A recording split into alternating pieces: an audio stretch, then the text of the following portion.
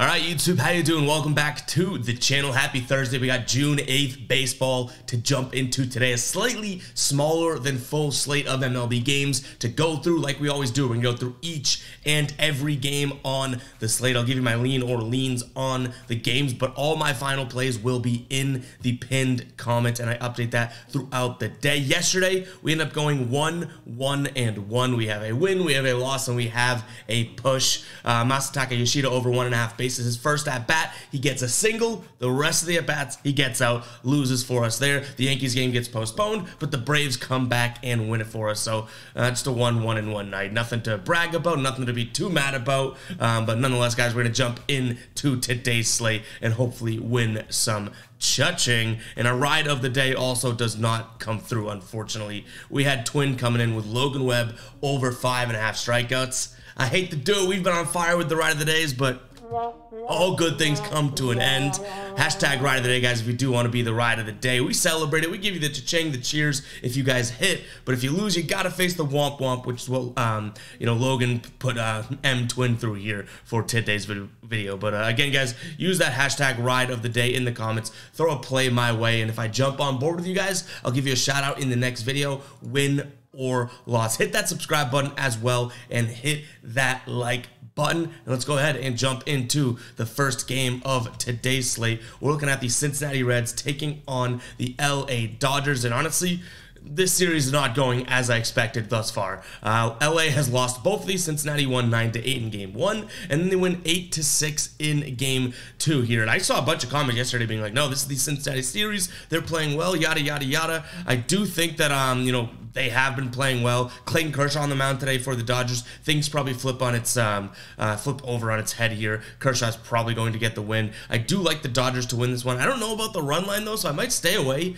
from a side on this game because money line is minus 225. That juice does not entertain me whatsoever. The minus 1.5 from the Dodgers, who have lost both games thus far, is minus 134, so I don't really love that either. What I do like is actually leaning away from kind of what we've seen thus far to really high-scoring games. I'm actually going to lean towards the under in this one. Graham Ashcraft on the mound for the Reds. It's not like he's been doing all that great. His last start was probably his worst of the season. He's almost outdoing himself with bad starts as of late. Last game he pitched 4 innings here, 10 earned runs, a 3.25 whip, and a 2 strikeout game. So he can't get any worse than that, can he? I'm kind of hoping he pulls it together and reels it in for today's game because I think Kershaw is going to be able to deal. So I am going to lean towards the under. It's sitting at 10 right now. I think it's just a little inflated based on what we've seen, but also makes a hell of a lot of sense based on what we've seen. So yeah, let me know in the pin, or I'm going to let you guys know in the pin comment if that does ultimately become a final play. But let me know what you guys think of that game in the comments because it is kind of a tricky one here. Like, yes, I do think the Dodgers bounce back, but there's no real value in the money there, maybe as a parlay piece. So you kind of have to look at the total here, and I think a lot of people are going to be on the over. I think this one could be one that flips on its head here. Diamondbacks looking good in this series against Washington. They've won both games thus far. On the mound today for Washington is going to be Josiah Gray, 4-5 with a 3.09 ERA, and Merrill Kelly on the mound for the Diamondbacks, 7-3 with a 3.06 ERA. It's tough to beat a team 3 times in a row. I lean towards Washington ever so slightly here, but we've leaned that way every game this series, and it hasn't worked out. We also looked at the run line 2 games ago, and they end up losing 10-5, right? So it's not all that confident of a lean on my end here, but I do like that. I also like the under in this game. I think that yesterday, a 6-2 game is kind of a pace of game that we'll see. I think that we have an 8.5 total here, kind of because we have two decent pitchers we're trotting out. Obviously, right around a 3 ERA for both of them. So I'm going to lean towards the under. I don't necessarily love the side, though. Like I said, Washington is going to be my lean. That's where I think the value is at plus 155. But I'm not necessarily sure if I have the guts to pull the trigger on that because they haven't looked good. And it looks like Arizona, 1, is playing really good baseball, and 2, just has their number. So keep an eye on the pinned comment, see if that does become a final play. But I do like that under as well. Tampa Bay taking on the Twins here. It looks like Tampa Bay is starting to return to form. I think that they get the job done again here today. They're minus 170 though, which is some crazy odds. So if you're on the Twin side of things, I wouldn't call you crazy. But Tampa Bay winning 2-1 yesterday, and that's what I like about this team. They've shown that they can win, low scoring ball games. They've shown they can drop 11 runs on a team's head too. This Tampa Bay team is legit here, but I think this one could be a close game. So if you're on the Minnesota side of things, I think Tampa Bay wins today, but if you're on the Minnesota side of things, I do think that there's some value and just kind of that safety net with the run line. Then we have a total at 7.5 runs. Glass now on the mounds for the Rays. He's got a 3.72 ERA. Bailey Ober on the mound for the Twins. He's been pitching well. His ERA on the season is 2.33. 6 innings pitched in his last start, 0 earned runs, a sub .7 whip, 3 Ks. I think that this is a fair line to be setting, but I don't necessarily think that we can have 2 extremely low-scoring games in a row from the Twins or just the series in general. So because it's so low, I am going to lean towards the over. I know we don't have the graphics up here. We took a screenshot of that earlier, but it is 7.5 as right now. I'm going to lean towards the over, even though all, I guess, numbers and pitchers here indicate we should be looking at the under. I think this one does kind of get up into that 9-run type range. Milwaukee taking on Baltimore. Milwaukee wins 10-2 yesterday, a big win from them, and they're coming in as even at home today in terms of odds for some slight plus money on some books as well. Colin Ray on the mound for the Brewers, 3-3 with a 4.94 ERA. Kyle Bradish on the mound for the Orioles here, 2-2 with a 4.12.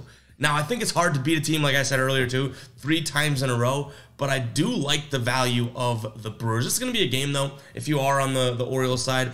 Don't let me talk you off it, okay? I'm only looking at the value from the numbers perspective. I've been taking and leading Orioles this whole series, so it's nothing against the Orioles. And Bradish on the mound, I don't hate him whatsoever either. He had a bad start in his last start, but you're looking at Colin Ray, who's very comparable pitchers number-wise to him. So I think that it's going to come down to the bats here, and I just hope the Brewers offense can kind of build momentum after yesterday a 10-run game. And Baltimore's kind of been in the you-know-what so far. In this series, 3 runs scored, 2 runs scored. If the lids come off and they can drop 12 runs or even 8 runs in a game, yeah, they'll probably win this game. But if the Brewers can kind of carry that momentum, and I do think that they take this win.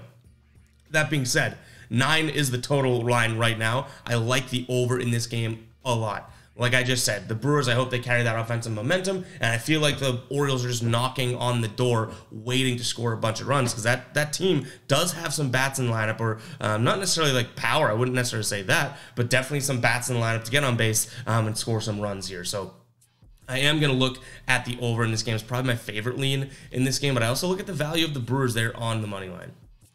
All right, the Rockies taking on San Francisco. Colorado really hasn't been hanging. I mean, yesterday they hung. I guess I shouldn't say that. But they lost game 1, 10-4. Game 2 in the series was 5-4. We did hit that under lean. I wish we pulled the trigger on that. This one I kind of am going to gloss over here. I think this is a San Francisco game. Again, Alex Cobb on the mound. Love to see that. Chase Anderson on the mound for the Rockies. On the year, he's got a 1.69 ERA, but I don't want to put too much weight into that. He has been pitching well, but then you look at Alex Cobb, and aside from maybe 2 starts, he's been pitching well as well. So I'm going to lean towards the Giants. Minus 175, though, isn't the best of juice. I also like the over here. This is going to be a game in which I think that, you're seeing 2 pitchers with low ERAs, and the public's going to be all over the under and type of thing. I think this one actually can get up and over. Like I've been saying, this Colorado team needs to show me that they can score some runs. They've scored a consistent 4 runs, so if San Francisco comes out there and scores, 6 runs, we can get a run somewhere else in that ball game. So I am going to lean towards the over, but I don't think that's going to, I can probably tell you now, I don't think that becomes a final play just because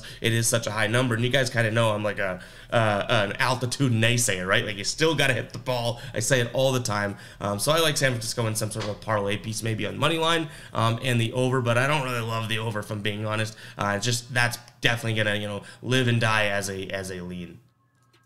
All right, Yankees taking on the White Sox, the first of 2 games between them today. Severino on the mound for the Yankees, 0-1 with a 5.28 ERA. Lance Lynn on the mound for the White Sox. We talked about it yesterday. I think this is a Yankees spot, but now they're minus 170. Had better odds on them yesterday, so maybe we look at the second game, which we'll just blow through. You guys know how I feel about doubleheaders. I don't always like to, spend the most time on both, because I don't want to take 2 games of a doubleheader necessarily. So I think I'm going to lean towards the Yankees, but the better spot may end up being the second game, just odds-wise. I think they're going to win this game offensively, regardless of, I guess, who's pitching or how the game goes. And Randy Vasquez on the mound the second game. It's not like I hate that. So, yeah, kind of covering 2 games in one here. I do think this is a Yankee spot. It's just a matter if we want to pay 170 or minus 140 here. But I do think that the Yankees have this one.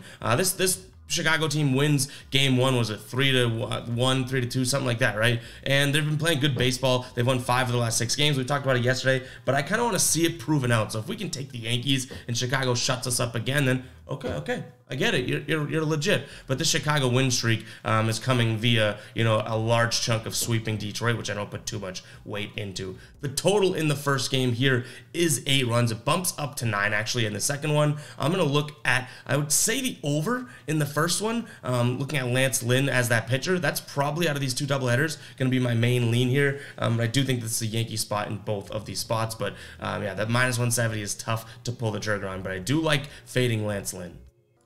And I can only imagine how confusing that was for you guys listening and watching me talk about 2 games at once, bouncing back and forth. So apologies for that. But if you are still watching in the video, go ahead and drop 10 in the comments. And I want to talk to you guys about Outlier. You guys know I couldn't go a couple videos without talking to you guys about the best sports betting research tool in the game, right? Start betting on sports smarter today, guys. Outlier. Green is good, red is bad. Duh. Dummies like me can start making some money on sports betting because of apps like Outlier. You can get it on your phone or the desktop client. You can go through games and look at trends for teams, how they face against righties, lefties, all that type of stuff. But what I really like it for is a lot of player prop action. They look at all the player prop trends, last 10, last 5, last 20 on the season, against righties, against lefties, all these sort of things that they pack in and make it a super consumable, I can't stress that word enough, product for you guys to go check out and filter down. You can also place bets, or at least put them in your bet slip on the actual sportsbooks of your choice right from Outlier with one click of the button. It is a very, very cool app, guys. Go check it out. I have a link for a free trial in the description. It's a 7-day free trial. I'll also put that link in the pinned comment for your convenience as well. But yeah, it's free. Check it out, guys. 7 days. The only risk you run is going in with the mindset that you only want to have it for 7 days, and then you're like, oh my God, I love it. I love it. I didn't want to fall in love. This wasn't supposed to have any, strings attached or anything, but now I'm in love. That's what's going to happen if you check out the 7-day free trial. We've gotten some amazing feedback with it so far too. And I cannot be more, excited to promote it to you guys because I use it literally multiple times a day myself. So it's so natural. But yeah, go check out Outlier, guys. Link in the description as well as the pinned comment. Let's get back to the action here as we look at this Philly Detroit Tigers game here in this one. Philly coming off of 4 straight wins here. They're playing decent baseball. I wouldn't say the level of competition is all that crazy. They took the last 2 against Washington, and they've taken games 1 and 2 against Detroit. But I do like that they've won the 2 games here by different ways here. But I am going to say those odds are not worth it. Minus 255 is not something I'm considering. I don't want to look at Detroit's side of things. So I actually could consider Philly minus 1.5 or Philly money line in some sort of a parlay. And then in terms of the total 8 runs, I just don't know where the offense is coming from here. Philly did go out there and score, I think, what their last game against Washington went into double digits, and then they scored 8 runs in game 1 of this series. But this Tigers offense has not looked good whatsoever. Last 6 games here, they went 3 runs, 0 runs, 3 runs, or 2 runs, 1 run, 3 runs, and 0 runs. Like, they're not scoring, so I think Philly's going to kind of come back down to earth here. Maybe they can go out there and score 5, 6 runs, and I still don't know if Detroit pulls their weight. So I'm going to slightly lean towards the under there as well. Toronto and Houston in game 4. You can't really deny that this is a good series so far. Toronto comes into the series, or Houston comes into the series, wins that 11-4, and then Toronto comes back and grinds out 2 wins. They win 5-1 in game 2, and then game 3 they win 3-2 here. And I think the odds are actually looking pretty good for Toronto. Plus 114 odds with Barrios on the mound, going up against Valdez, who right? I think that this is a really good spot for Toronto to either keep it close or win this game.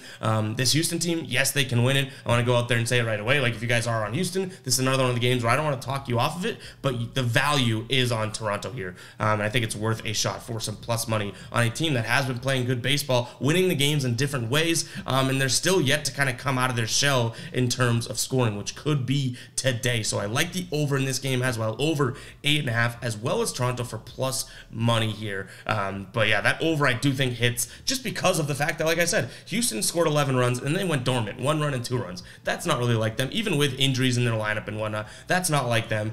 Toronto obviously has a couple injuries, but nothing majorly notable, right? At some point, these offenses both have to meet in the middle and say, wow, we're both scoring a lot of runs. Good game, huh? You know what I mean? So I think that could be today's game.